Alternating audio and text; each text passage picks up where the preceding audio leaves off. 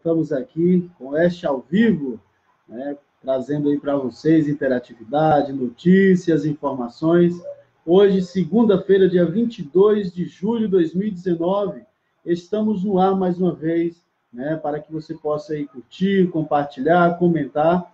Hoje estamos trazendo aqui uma entrevista com o nobre amigo e companheiro Márcio do Rio, ele que é ativista social. Você que conhece nosso amigo Márcio do Rio, você vai conhecer um pouquinho mais hoje sobre a sua vida, sobre sua trajetória, né? E é um prazer, Márcio, ter a sua presença nos nossos estúdios aqui, né, do Oeste ao Vivo. Mandar um alô especial para quem está nos acompanhando ao vivo. Mandar um alô aí para os nossos amigos de Serra do Ramalho, Bom Jesus da Lapa, Carinhanha, Santa Maria da Vitória, toda a Bahia, o Brasil, né, que acompanha a página do Oeste ao Vivo. Tem muita gente acompanhando, né, querendo saber as notícias de Serra do Ramalho, que moram em Brasília, né, são daqui, mas estão morando distante, e é muito bom, né, ter a sua presença, a sua companhia. Meu amigo Márcio do Rio, conte um pouquinho para a gente, né, quem é Márcio do Rio, a pessoa do Márcio do Rio, profissão. Fale para a gente um pouquinho sobre a sua pessoa, querido. Primeiramente, boa noite a todos, né? Queria cumprimentar a todos os internautas, as pessoas que estão nos vendo aí em todo o Brasil, né, praticamente, que hoje a internet, ela abrange muita coisa, né? Queria mandar um abraço para todas as pessoas, né, que por essas rádios da vida aí, né, por eu ser um locutor de rádio, ninguém nunca é ex-locutor de rádio, ninguém nunca é ex-repórter, né? Então a gente tem os nossos amigos, companheiros, colaboradores da gente, e estão sempre por aí perguntando, volta para a rádio, volta para o jornal, vamos fazer alguma coisa, e a gente gostaria de agradecer esse povo fervoroso, que sempre acreditou na nossa capacidade, né? E o Márcio do Rio é um menino simples, nasceu em São Bernardo do Campo em 1972, né? De família pobre, filho de pedreiro, filho de lapense, de Bom Jesus da Lapa, né? Filho de uma mulher guerreira também, de Bom Jesus da Lapa, né?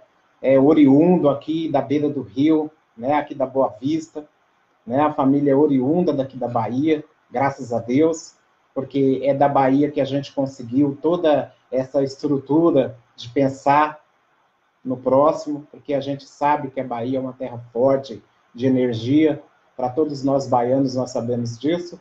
E o Márcio do Rio, ele se percorreu lá por São Paulo, né? Fui trabalhar aos 8 anos de idade para 9, em um sacolão, lá em São Bernardo do Campo. Dali a gente passou de deixar de carregar sacola para uma guardia mirim, que chamava Guarda Mirim Antônio Erasmus Dias, que foi aonde posicionou a gente para o primeiro emprego, né? Sempre a gente diz graças a Deus, porque a nossa trajetória é rica e ordenada por Deus.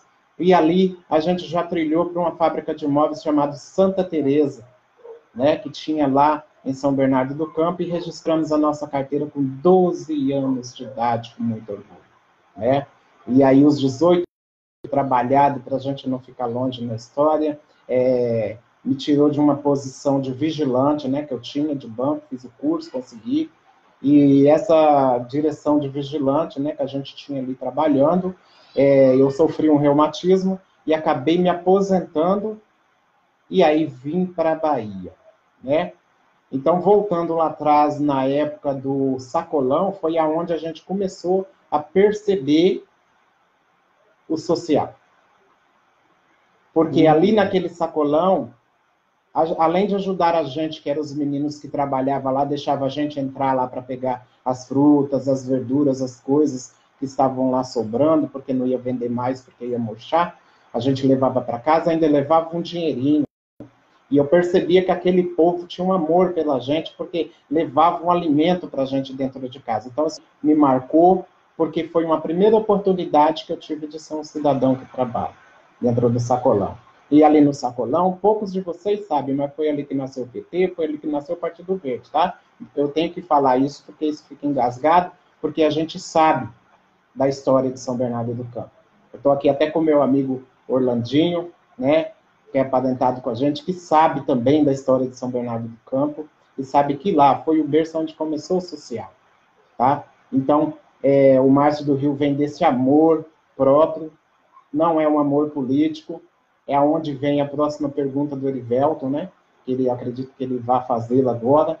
E dessa vinda para a Bahia, eu vou aguardar as perguntas dele para mim continuar explicando, né? Vocês já sabem que eu sou oriundo de São Bernardo, né? Que eu nasci lá, né? Porém, com um berço lapense e também, né? Daqui uma ponta de Serra do Ramalho, que é aqui a nossa beira do rio querida, né? A nossa Boa Vista. Então, aí já é necessário para a gente poder entender que a gente não é nenhum forasteiro, que a gente é oriundo da terra. Muito bem, as pessoas estão participando, estão conectadas. Um abraço aí do nosso amigo da Papo Esperança, amigo Nelson, Leandro Peg, Leandro Gonçalves, lá de Brasília, está nos acompanhando. Leandro, um abraço, querido. Josielto, Dodinha, popular Dodinha, está bem nos acompanhando. Já também vemos aí o Francisco Cotrim também está nos acompanhando. Nosso amigo lá, o Nelson, já faz uma pergunta aqui, né? Já perguntando, que é o que já vamos entrar também um pouquinho, Nelson. Ele fala assim: boa noite, Erivelto. Pergunte ao Márcio o que ele acha do social em Serra do Ramalho e se tem esperança de melhorias, né? Márcio, você já pega um ganchinho aí da pergunta do Nelson, mas uma pergunta que a gente precisa perguntar para você, porque quando colocamos lá a sua entrevista, né, que estaremos conversando um pouquinho, nós perguntamos um pouquinho sobre a pessoa do Márcio, estaremos entrevistando o Márcio do Rio, e nós colocamos lá sempre assim, o que as pessoas vão fazer. Desculpe, né, Leandro? Brasília não, São Paulo, mais longe ainda. Valeu, Leandro. E aí, a gente sempre fala assim, vamos entrevistar a pessoa que é pré-candidato, de grupo político e tal. E Márcio do Rio, gente, ele deixa bem claro que ele não está concorrendo em nenhum cargo político, não pretende, né, ter nenhum cargo político. Ele falou assim, né, Erivelto, eu sou um ativista social. Então, a pergunta é, Márcio, o que é ativista social? E já ajuda aí, pegando o gancho também na pergunta do amigo Nelson, do projeto Papo Esperança. Com certeza, né? Obrigado ao nosso amigo da pergunta.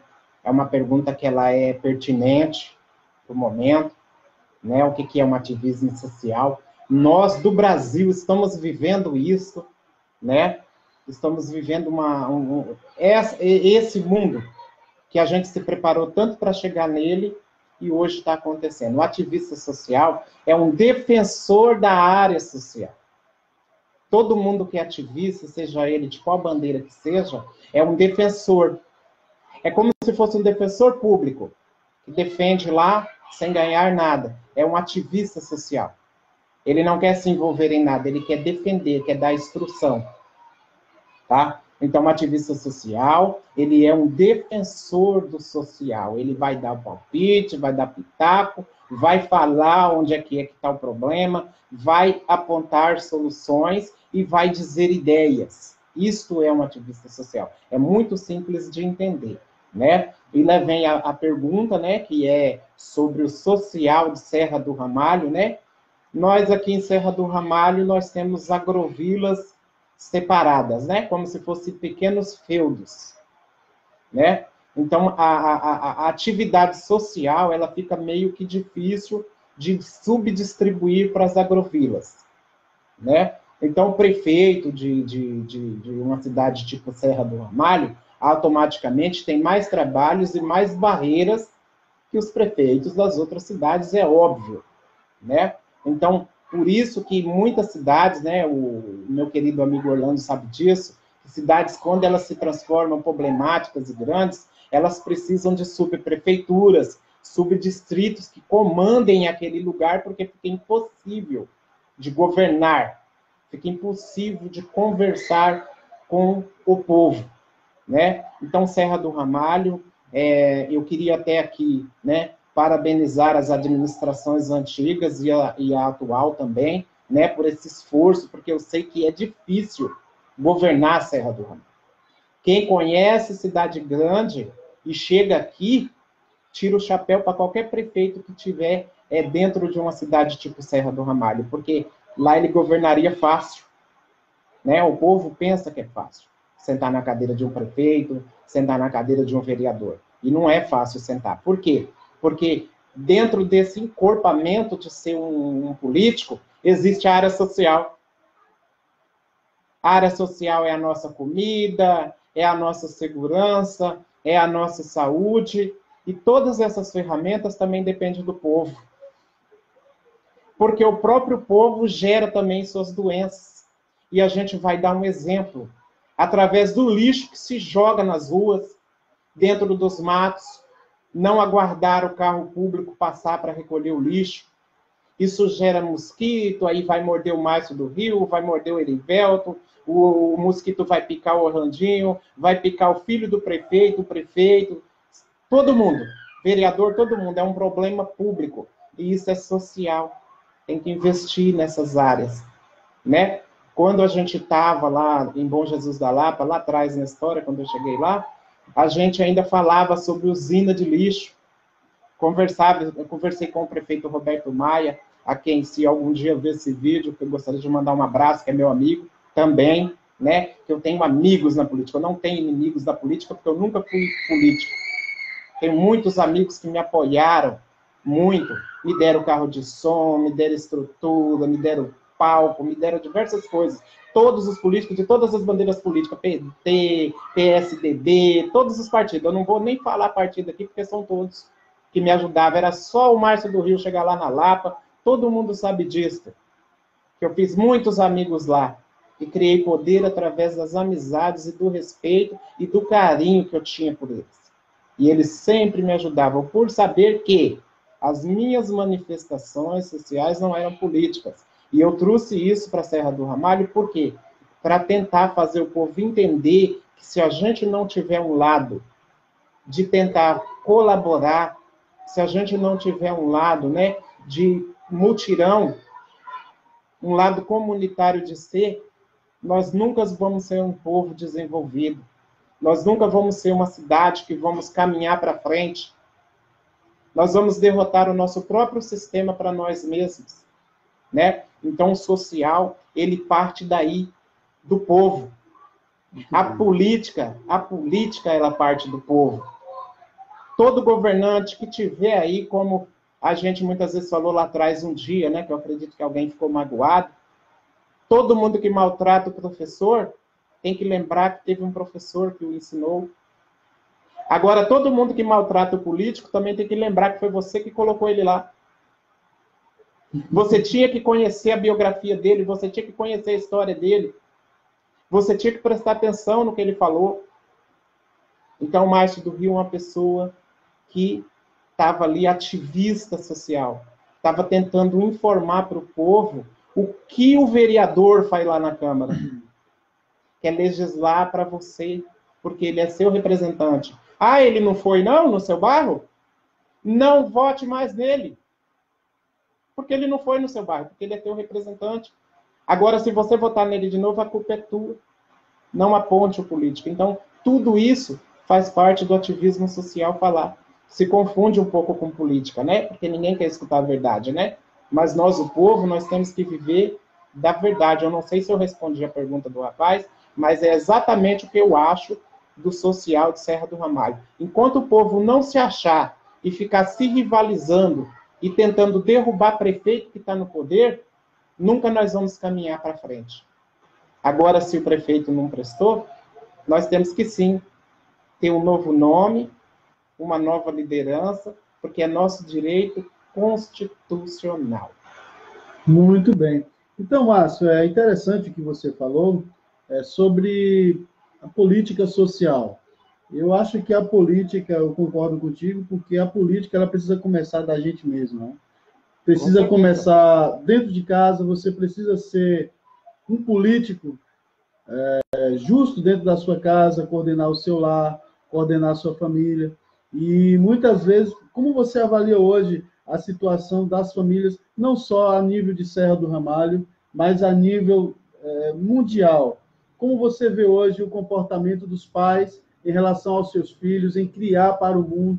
Como você vê essa característica. Como você é um ativista social, eu tenho certeza que você tem observado também o comportamento das famílias de antigamente e as famílias de hoje. Como você avalia isso? Olha, Erivelto, é uma pergunta que ela não quer calar, né? Todo o povo está perguntando isso, né? O que fazer.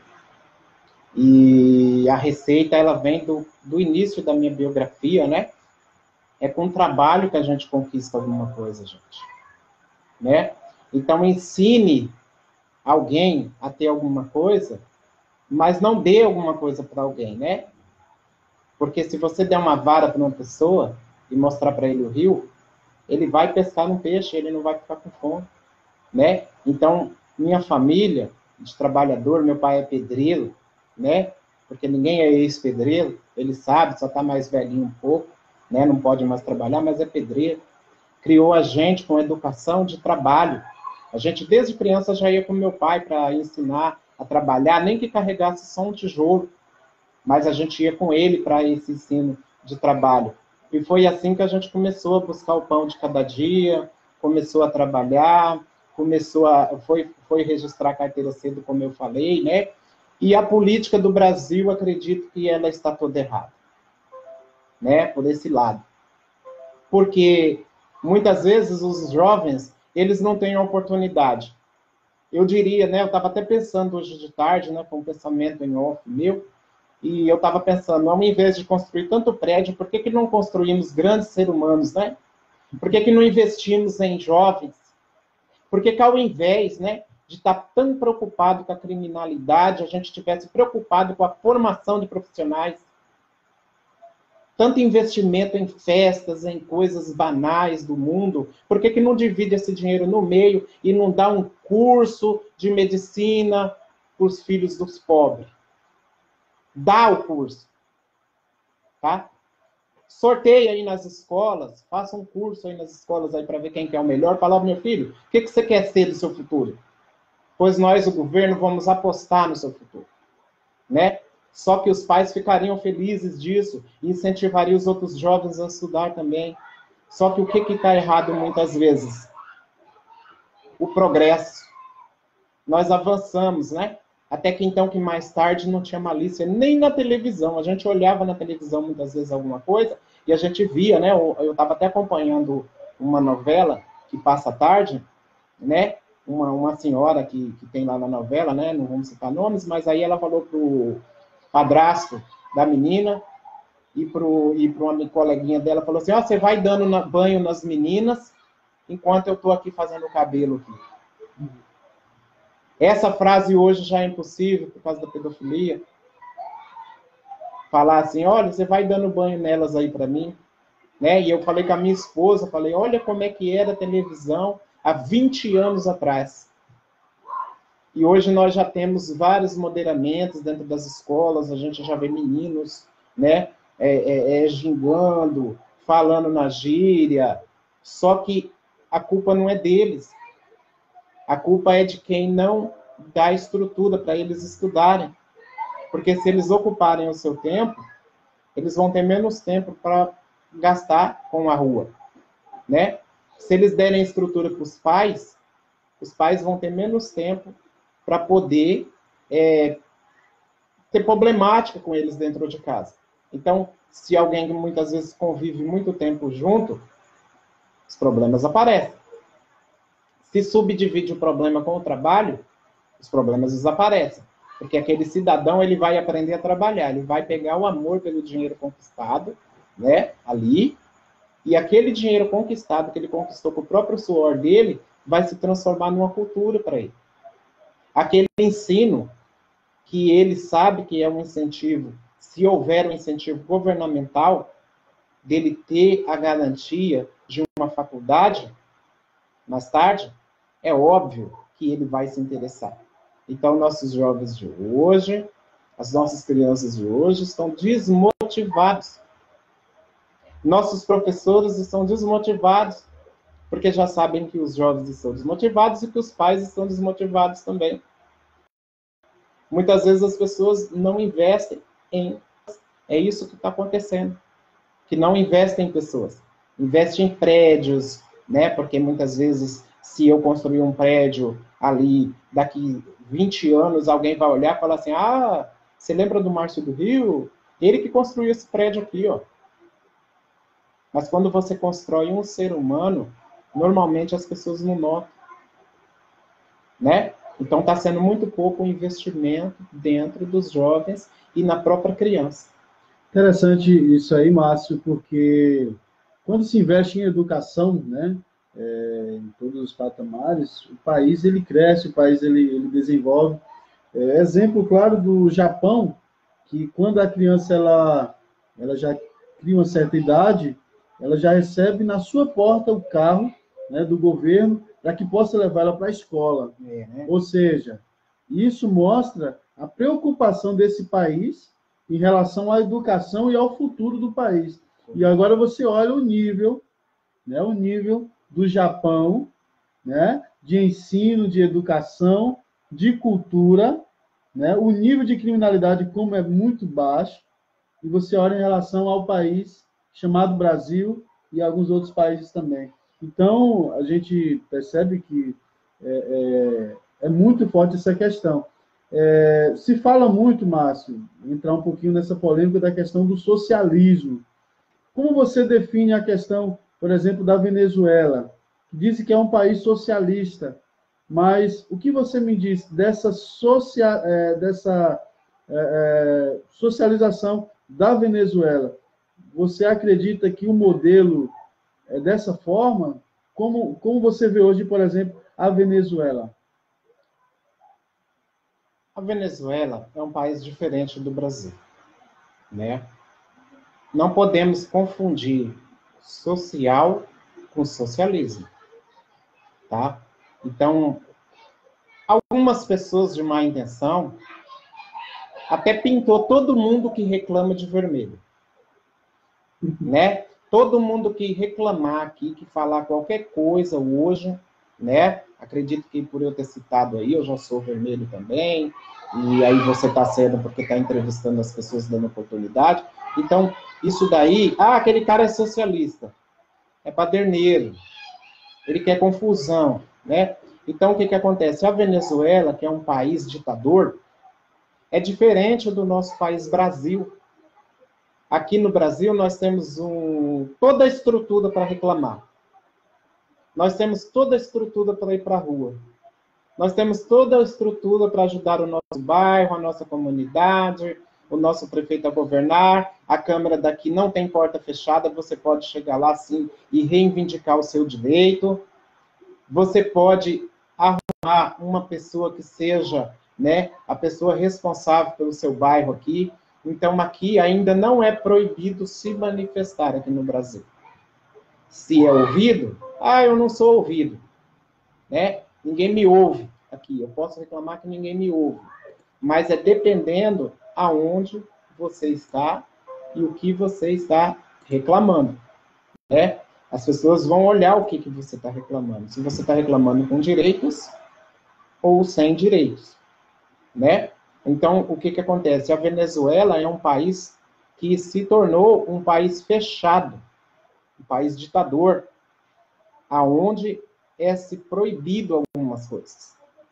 E aqui no Brasil, na verdade, por mais que esteja repressão com algumas coisas, né? A gente tem visto aí ter que colocar o poder na rua para resolver o problema, né? Que vem das nossas guarnições, que são guarda municipal, polícia militar, polícia civil, muitas vezes o exército tem que intervir, a Guarda Nacional. Nós temos diversas instituições de bandeira, né? Nós fomos presenteados aqui na Bahia com o Cerrado, com o Semiárido também, né? Então, o que acontece? Toda essa globalização de poder que vem para cumprir ordens, isso daí serve também para reter coisas que são erradas.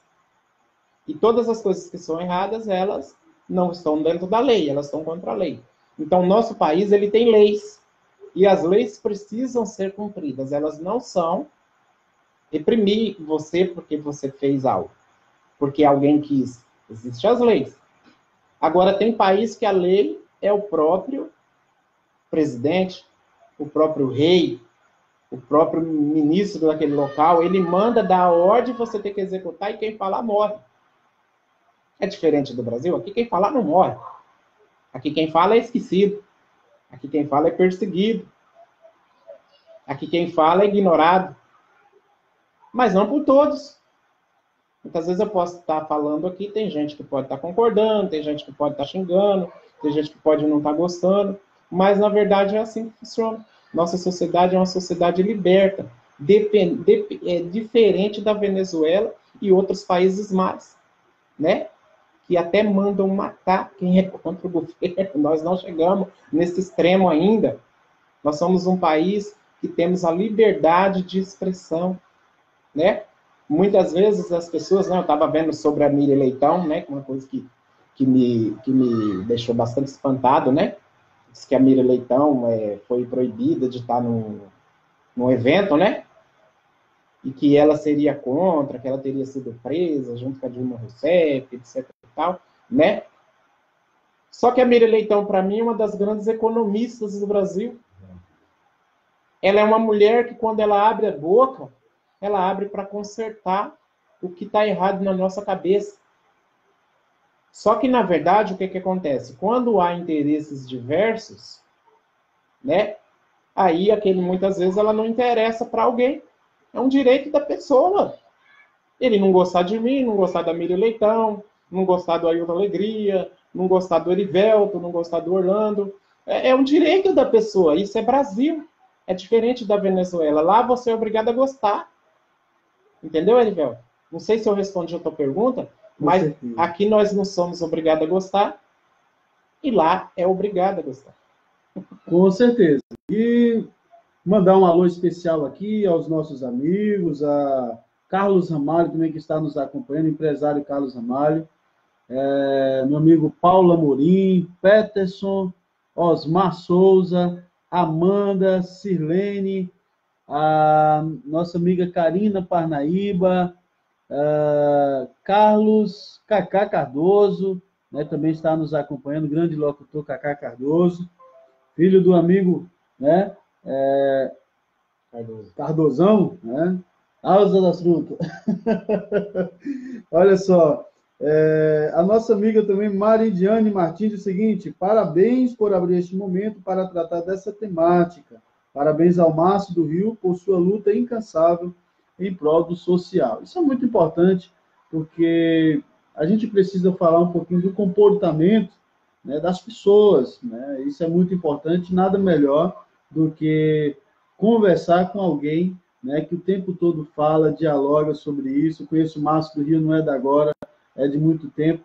E muitas vezes Márcio é taxado como uma pessoa chata, né, nojenta, porque muitas vezes fala a verdade.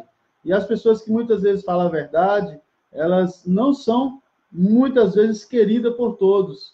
Mas as pessoas que gostam dele amam de paixão. As pessoas são dessa forma, né? Quem fala a verdade muitas vezes é odiada por muitos, né? Mas amada, né, de paixão por outras pessoas, né? Porque realmente fala o que realmente precisa ser falado. Márcio, Serra do Ramalho é uma cidade nova, né? Assim, questão de emancipação política, já falamos um pouquinho. Eu queria que você falasse um pouquinho sobre os gestores que já passaram, né? Começando aí do Boalô, né? Eu não sei se você... Eu fui do tempo dele. Você só pode perguntar de Caraíbas para frente para mim. Só de Caraíbas, porque você não... não muito acompanhei bem. as outras gestões. Muito bem. E de Caraíbas para cá, o que você pode falar para a gente sobre a sua visão? O que eles trouxeram de legado? Os pontos bons, negativos? Ô, Erivelton, é assim. Eu sou de um tipo de pessoa que eu acredito que a gente não deva criticar pessoa, e sim orientá-los, se a gente vê algum ponto negativo para ele em off, né? Porque como a gente, né, poucas pessoas eu acho que sabem, eu sou evangélico hoje, né? E a gente tem que apostar no ser humano, orientando ele para melhorá-lo e ter um amor cristão como irmão, tá? Porque Cristo, ele já deixou escrito isso, que nós somos irmãos. Não foi o Márcio do Rio que deixou escrito, não foi o Rivelton, não foi o Orlando, não foi a minha amiga Maridiane, né? Não foi a minha esposa Nalva do Rio, não foi ninguém que deixou escrito daqui da terra. Foi nada mais, nada menos do que o Filho de Deus que deixou escrito que nós somos irmãos. Então, o prefeito Caraíbas, eu acredito que ele fez um ótimo governo, sim, tá? Ele caminhou para um lado que a gente pode dar um exemplo, que eu percebi, que todo mundo que chegava aqui dentro de Serra do Ramalho era acolhido lá naquela casa que hoje é a guarda e é o transporte lá. E as pessoas almoçavam ali, as pessoas tomavam café ali, ali era um point, onde as pessoas podiam ficar seguras que não ia passar fome dentro da Nova, se viesse aqui, tá? Isso é importantíssimo, é de se tirar o chapéu para um prefeito que preocupa com essa delicadeza, tá? E isso é o social que a gente prega, é o próximo, é se preocupar com quem vem de lá para cá. E lá não era da bandeira política do meio deles, não. Era qualquer um que chegasse ali, podia sentar na mesa que almoçava, inclusive eu fui um que já almocei lá, tá? Eu estava lá, mais uns amigos meus que vieram de Bom Jesus da Lapa, quebraram o carro aqui, precisavam de gasolina e de arrumar uma roda, e a gente providenciou, levou eles lá, e eles foram atendidos na época pelo Val, né, que é da família da gente também, que hoje é policial civil, né, e aí ele chegou lá e ajudou eles, né, naquela época lá, para voltar para Bom Jesus da Lapa, e ali, daquele tempo que a gente ficou lá, a gente almoçou lá. E eu vi que tinha diversas pessoas ali sentadas na mesa. Então, quer dizer, isso daí é uma atitude social. Você ter aonde ir. Tá? Só que quando a gente ia lá, que não é uma crítica a outros prefeitos que podem surgir por aí, mas é um exemplo para outros prefeitos. Você ia lá e encontrava o Caraíbas lá. Podia pegar na mão dele. Muitas vezes ele estava no quarto. Pedia-se licença para conversar com ele. Tinha gente que entrava lá dentro para conversar com ele, dentro do quarto dele, então essa tinha essa certa intimidade. Não é questão de falar bem ou de puxar a sardinha. É questão de ser justo. Então, o ativista social serve para isso, para apontar os lados sociais que precisam dar continuidade.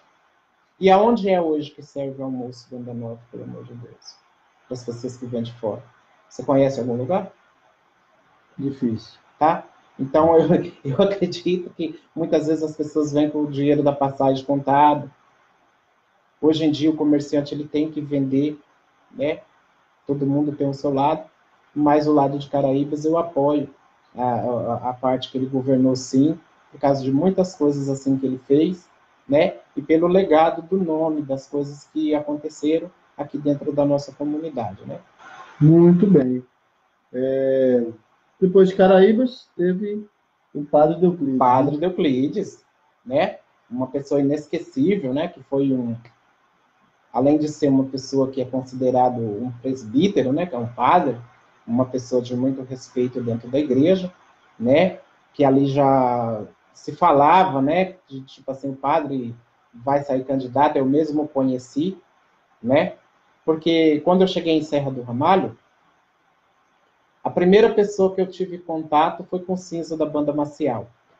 Eu queria mandar um abraço, um beijo no coração para ele e para a Andréia e lamentar o episódio que aconteceu. Mas foi a primeira pessoa que eu falei sobre social dentro de Serra do Ramalho. Foi o Cinza da Banda Maciel. O Cinza da Banda Maciel me apresentou para o Itamar Mendes. Itamar Mendes. Outro parceiro que pensa grande. Um abraço, Itamar. Tá? O Itamar Mendes me apresentou para o Alessandro Neves, que aí foi aonde eu fui conhecer a Patrícia, fui conhecer o Erivelton, né? Ali que a gente foi se aproximar, que eu já sabia que ele tinha a Lan House ali. Mas ali a gente se aproximou, conhecia a Larissa Hanna, conhecia a Risley, né? Ali, você lembra da Risley? Trabalhava lá. Então, aí eu ficava lá com eles, porque fui conhecer o Alessandro Neves, e ele trabalhava, né, ali com aquele escritóriozinho, e ali o Alessandro Neves me apresentou para o Padre Euclides. o padre Euclides foi uma pessoa muito importante para o Márcio do Rio. Porque foi ele que me injetou dentro da Rádio Nova FM. Onde eu tive a oportunidade de falar para o povo e revidar algumas coisas, porque quando a gente sai do ar, as pessoas ficam falando as coisas, né? E você não tem tanta oportunidade assim de dizer nada, né? Então, como eu havia saído da Baiana FM, né? Eu saía daqui de Serra do Ramalho e tinha que viajar daqui para ir para Baiana, dormia na Lapa, fora da minha família, né? Tinha as pessoas que me acolhiam lá, a Laurinha me deixava dormir na casa dela, Dona Glória, tanta gente boa, fantástica lá em Lapa, que dava apoio para mim poder fazer esse ponte de ir para Baiana FM e voltar. Quando aconteceu o episódio lá do senhor Cido Charles, né? Um abraço para ele também, né? Chegou em mim e falou que não dava mais para continuar com o programa. Eu vim embora para cá, né? Ainda conversei com meu grande amigo Euros Ribeiro. Ele disse: Márcio, esquece isso daí, apaga, vira essa página que o homem não quer você na rádio, não. E aí eu vim de lá para cá, e foi aonde teve essa trajetória toda de cinza, até chegar no Padre Euclides, aonde eu fui, mais Larissa Hanna, para a rádio. E a gente começou a comunicar aqui na Rádio da 9. E a gente tendo essa comunicação na Rádio da 9, obviamente que eu fiquei grato por ele, obviamente que eu lutei por ele, obviamente que eu o elogiei muito, obviamente que eu recebi na minha casa, obviamente que ele se transformou numa figura, para mim, de irmão, né? E dentro desse episódio, que é uma coisa que eu gostaria de explicar aqui para os desavisados, que Márcio do Rio não tem um pingo de mágoa do Padre Euclides, muito menos raiva. Eu só entendi assim, que o Padre Euclides, ele deveria ter vindo até Márcio do Rio para saber dos meus sentimentos, o que eu pensava, e nós acharmos uma saída. Que terceirização nunca funcionou para nada. Eu não terceirizo as coisas com a minha esposa, eu converso com ela. Eu não terceirizo as coisas com o Erivelto. Se eu precisar de falar com ele, eu jamais nem falaria com a Patrícia. Falaria com ele. E se eu precisar falar alguma coisa com a Patrícia, eu não falava com o Erivelto, não. Eu ia lá direto e falava para ela, porque eu sou direto. Se eu precisasse falar com o Orlandinho, eu falaria com o Orlandinho. Né? Então eu não precisaria de saber a opinião de ninguém sobre ninguém para tomar posições. Né? E houve uma retaliação, uma posição contra a minha figura, sem necessidade alguma. O povo não entendeu porque não foi explicado. Eu praticamente fui banido de uma coisa bonita que estava acontecendo. A gente estava entrando dentro das agrovilas, estava conversando com o povo, dentro das reuniões, e ninguém entendeu nada, e eu até hoje nunca entendi também, não. Né? Mas a gente não ficou com raiva, por quê? Porque a gente sabe que todo mundo que fala a verdade tem adversário. E esses adversários, eles vão fazer de tudo para acabar com a minha amizade com o Erivelto. É lógico. Lá em Lapa, para vocês terem ideia, né, que a gente tem que ter coragem de falar isso, eu tinha muitos amigos lá que eram vereadores, né? E tinha umas meninas lá que pegavam na minha mão, só faltava beijar minha mão por causa do projeto social que a gente fazia com as crianças na rua. E um dia uma pessoa chegou lá e falou assim, né? Até por falta de cultura, por não estudar, né, por ter ido tão pouco na escola, disse assim, esse moço aí é macumbeiro. Por eu praticar arte da Umbanda nessa época, né? E as meninas, quando eu voltei lá na Câmara Municipal de Bom Jesus da Lapa, as meninas estavam tremendo assim, ó, com medo de mim. Porque elas pensaram assim que eu, só de tocar na minha mão, que eu jogaria algum feitiço nelas. E a gente estava indo para lá para a Câmara para quê, né? Municipal. A gente já volta para o Padre Euclides, tá? A gente só está concluindo, né? O que uma pessoa sem o que fazer faz, né? Que a gente foi para lá, sabe para quê, Erivelto? Para conquistar 3 pulas-pulas para colocar dentro dos bairros para as crianças pobres pular de graça, porque naquela época era R$1 para pular. E eles não aceitavam que as crianças pulassem de graça. Então, a comissão do Projeto Formiguinha, que é um projeto que eu fundei na Lapa, né? E foi por isso que eu fui parar na rádio de Bom Jesus da Lapa, na Digital FM, a gente sacramentou ter que comprar os pula-pula para pular de dentro dos bairros. E aqueles vereadores se comprometeram todos a ajudar a gente. E essa brilhante pessoa, maravilhosa, que eu não sei quem é até hoje, não quero saber, começou a espalhar dentro da Câmara que a gente era macumbeiro, que não desse versão pra gente, que não desse apoio, que não desse nem um copo d'água lá, né? E aí a gente pegou e teve que sair dessa parte e pular para outra. E eu consegui uns apoiadores que tinham pula-pula, falou assim, Márcio, você não precisa comprar pula-pula. O dia que você quiser pular com as crianças dentro do bairro, a gente cede o pula-pula. E foi assim por diversos tempos, diversos meses a gente fez isso na praça, e tudo quanto é canto pulando de graça com as crianças aí, né? E aí, voltando para o Padre Euclides, esse problema veio de Bom Jesus da Lapa, que a gente sabe. Pessoas que estavam infiltradas aqui e foram nele e falaram alguma coisa, com certeza. Pesou, ele pensou, né? Porque eu acredito, né? Eu vou falar um palpite próprio, né? Que é uma coisa que a gente tem que falar. Eu acredito que alguém falou, seu Euclides, se o senhor ficar andando com o seu Márcio, o povo vai pensar que o senhor está fazendo macumba para ganhar política. Está se ajuntando com pessoas desse tipo, né? Porque os inimigos, eles vão longe com as suas teses, né? E a gente também vai longe com as nossas, de pensar e imaginar o que seria, né? Então, não existe nada de mágoa. É um irmão, um amigo que tem, um cara que me colocou na rádio, um cara que me deu uma oportunidade. E eu acredito que essa amizade nunca fechou lá no coração dele, porque no meu não fechou, né? E se algum dia ele quiser conversar comigo, venha na minha casa do jeito que você vinha antes, quando você não era prefeito, tá? Porque eu vou te receber muito bem como um irmão, tá? É isso que eu penso do Padre Euclides. Muito bem. Antes de irmos para a consideração dele sobre a atual gestão, né, do senhor Ítalo Rodrigues, queremos mandar um alô especial aos nossos amigos que estão nos acompanhando ao vivo, a Kelly Antunes, a esposa do Márcio, né, o Márcio lá do Zé da Mandioca, Ruth Silva, fala assim, parabéns, Márcio, meu amigo, fico muito feliz por você, te amo. Olha a declaração da sua amiga Ruth Silva. Meu amigo Carlos Siqueira, lá da Pizzaria Garotinho Sena, um abraço, gente. É muito bom ter a sua companhia, a sua presença. Um abraço pessoal aí da Casa Betel, meu amigo Paulo da Betel, que está sempre nos acompanhando, trazendo sempre novidades, promoções, preço baixo, né? O amigo Samuel da Eletrônica Araújo, também patrocina o Oeste ao Vivo. Erivelton Global, aqui tem de tudo, né? Tudo que você precisa, você encontra em Erivelton Global, informática, armarinho, papelaria e muito mais. Fazemos diversos serviços, contratos, consultas, Detran e muito mais. Então, o Oeste ao Vivo tem esses parceiros, amigos aí e companheiros. E sem vocês, meus amigos internautas, nós não seríamos nada, ok? Vamos aí dando continuidade, né, nessa reta final da entrevista. Mas fala um pouquinho, então, agora da atual gestão. Falamos um pouquinho sobre as gestões passadas e agora o que você tem a dizer sobre a atual gestão. Antes de falar da atual gestão, eu gostaria de comentar sobre o Paulo da Betel, né? Quando o Paulo trabalhava lá em Bom Jesus da Lapa, ele não vai lembrar disso, porque é muita gente, né? Foi uma das primeiras pessoas que acreditou em mim lá em Bom Jesus da Lapa, né? Isso ficou marcado em mim, porque eu cheguei na loja deles lá em Bom Jesus da Lapa, era ali, quase chegando ali perto da gruta, a loja deles, né? Ali no centro.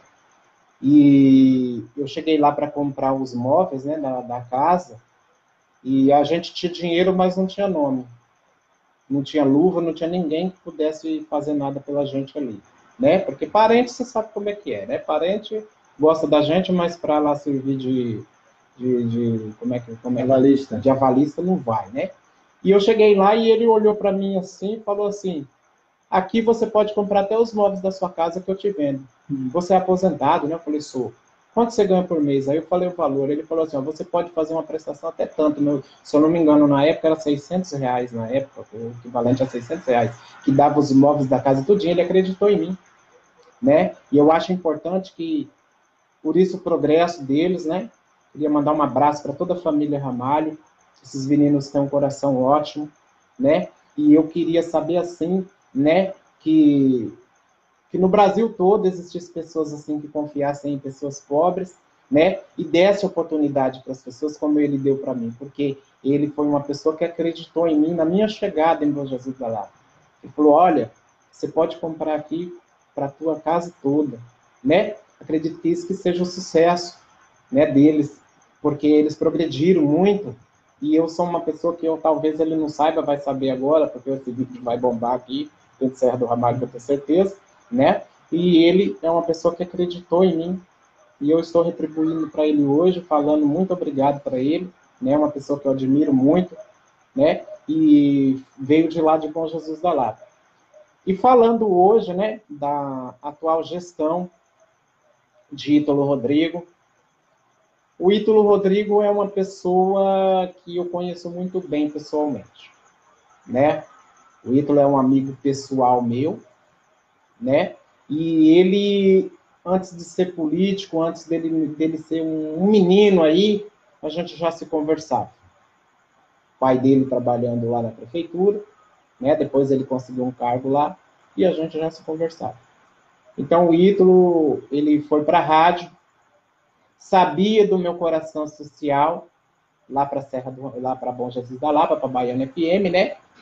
E um dia eu estava sentado aqui em casa, e quando pensa que não, parou uma picape aqui na porta. E entrou esse moço aqui, falou assim, eu aluguei a Rádio Baiana FM e eu quero você lá no grupo de locutores. E eu levantei assim, falei, como é que é, menino? Baiana FM, meu grande sonho, né, de trabalhar ali, quem não quer trabalhar numa rádio grande, né? O locutor, né? E aí eu fui trabalhar na Baiana FM, trabalhei lá com o Ítalo uns tempos, né? Depois aí o Cido Charles, que aconteceu aquele episódio com ele, que ele não queria o tipo da programação na rádio, que não era remunerado. Nunca trabalhei por dinheiro em rádio, sempre pelo povo, deixar bem claro isso, né? E aí o programa era gratuito, eu não sei o que aconteceu lá, a rádio é dele, ele faz o que quiser com a rádio dele, ele achou melhor não ter o programa lá. E a gente saiu lá e o Ítalo não pôde fazer nada, porque ele alugou a rádio, mas ele era o dono, né?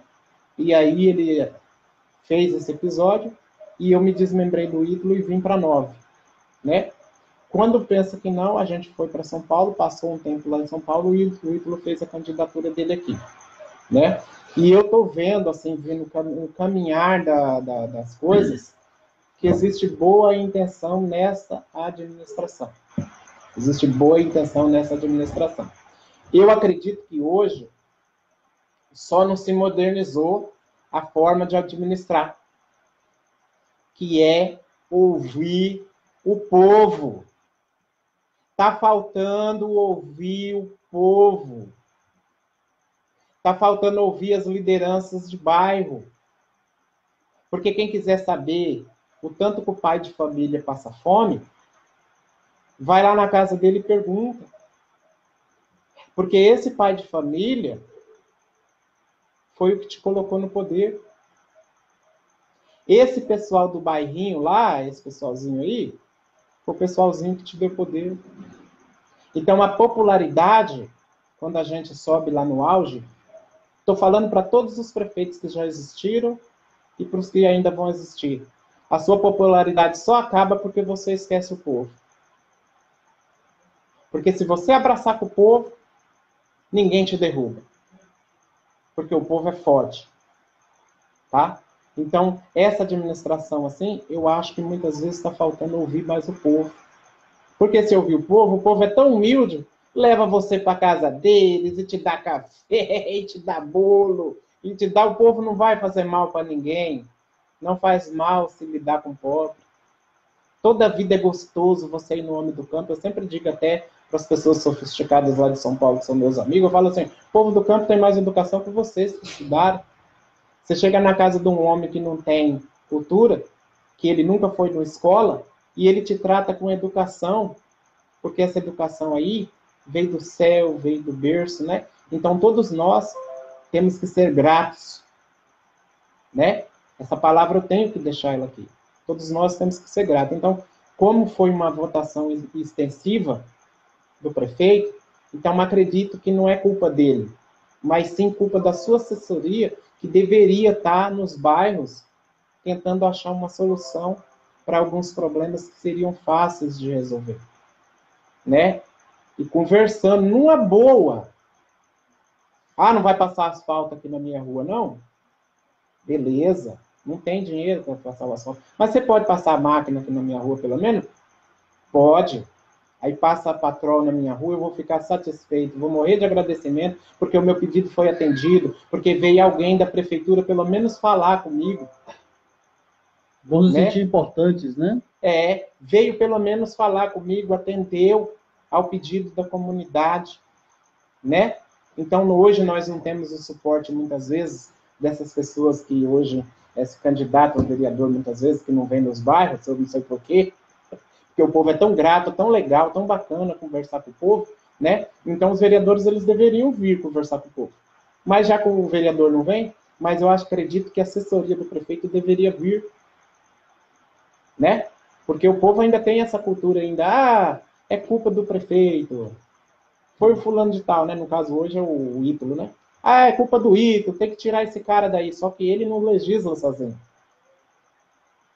E se ele legislar, ele precisa da sua assessoria, do seu povo que trabalha com ele. E esse povo é o povo que tem que vir conversar com as lideranças de bairro, né? Nunca ninguém veio me consultar aqui. Nunca ninguém veio falar comigo. Eu nunca vi.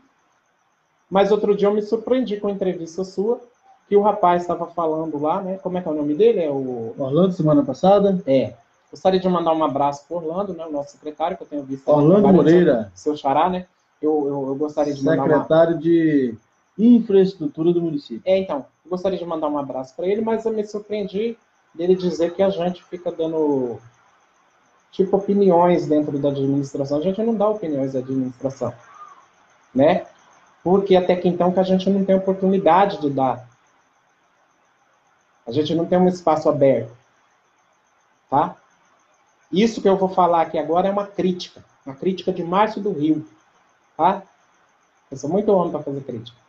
Eu faço a crítica às rádios daqui, da nossa cidade, que não abrem o microfone para o povo na hora que o prefeito está lá.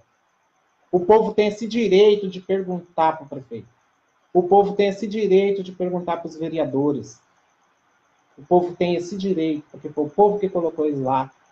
E o povo não é bicho, não. Pode colocar o povo para falar lá, que o povo vai saber o que falar e vai ter educação também. Às vezes até vai agradecer o espaço. Coisa que muita gente não agradece quando vai na rádio, não. Fala e não agradece o espaço. Tá? Então o povo tem direito de fala, porque as rádios hoje, elas são concessões públicas. A rádio não é de patrimônio de ninguém, não. É concessão pública. A Rádio Globo é de concessão pública. Teve já que dar direito de voz, de resposta para as pessoas. E é uma potência grande. Então, hoje, é uma crítica mesmo que eu faço.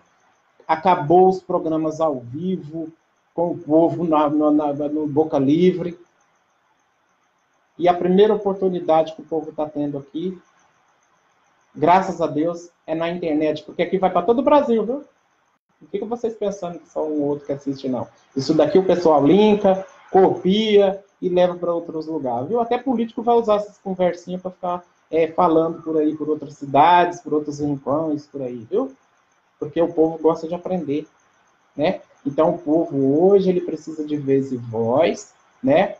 E aí vem dentro dessa administração que eu acredito que está tudo certinho, tudo tem que estar dentro dos conformes, precisa realmente, né, ter licitações públicas para acontecer as coisas, isso demora, né? Precisa-se realmente depender da máquina pública, né, do que está na prateleira, para poder fazer as coisas. Isso a gente já sabe que demora, né? Acredito que se algum dia, meu querido Orlandinho aqui, né, se candidatar, vai ter esse problema, né? Com certeza, de depender da máquina pública. Não é o prefeito que faz isso, o tempo não é o prefeito que escolhe, mas a gente sabe que a dependência do prefeito é do povo. Ele tem que vir se explicar assim com o povo, ele tem que conversar com o povo, ele tem que interagir com aquele mesmo povo que colocou ele no poder, né? Aí tá alguém lá que, tipo assim, cara, vamos supor um Márcio do Rio, né? Eu não me acho capaz de cargo algum, né? primeiramente, que o meu coração ele é social, como eu disse, né? Mas um povo vai lá, me coloca nas costas, me carrega e depois eu vou discriminar esse mesmo povo, né? Com conversas artificiais, conversas inventadas, né? Porque muitas vezes a gente tem que saber da realidade do bairro para conversar. A Baixada Fluminense, mesmo se chover aqui 3 horas, fica todo mundo dentro da lama, dentro da água, né? Quantas vezes foi falado na rádio? 1 milhão de vezes. Cadê o cascalho daqui? Né? Então, a liderança política serve para quê? Márcio, por favor, senta aqui. O que você acha que está faltando no seu bairro? É a primeira coisa que eu vou falar. Passem a máquina lá e coloquem cascalho, pelo menos nos lugares mais críticos. Aonde é os lugares mais críticos? Aonde o povo apontar. Não é aonde a pessoa que você acha que é do seu interesse, que é da sua confiança, acha que deve botar. Não, nessa rua não coloca porque tem um desafeto meu. Nessa rua não coloca porque tem um desafeto meu. Ah, não coloca nessa rua porque o povo é de Godoy. Ah, não coloca nessa rua porque o povo é de Caraíbas. Você está legislando para todo mundo. Tem que colocar em tudo quanto é canto. Por isso que tem que ouvir o povo. Tá? Não é um desabafo em relação à área social também. É um desabafo em relação à política que tem que se ouvir o povo. Viu, Ricardo? Muito bem, Márcio. Você falou tudo, né? Em relação ao social, como se deve comportar, né? E acredito que conversando é que se entende. Parabéns aí. Deixa eu agradecer mais uma vez o pessoal que está nos acompanhando, meu amigo Bobô, né, que faz um projeto brilhante também, viu? Participa de um projeto excelente, Bobô, meu vizinho ali de comércio,